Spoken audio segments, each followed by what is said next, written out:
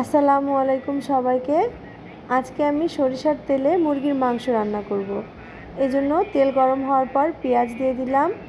পেঁয়াজটা একটু হালকা লাল লাল হয়ে আসলে আমি হলুদ দিয়ে দিব, এরপর মরিচের গুঁড়া দিয়ে দিব, এরপর লবণ দিয়ে দিব, বাটা মশলা দিয়ে দিব, আর গরম মশলা আমি দিয়েছি কিন্তু এটার ক্লিপ নিতে ভুলে গিয়েছিলাম।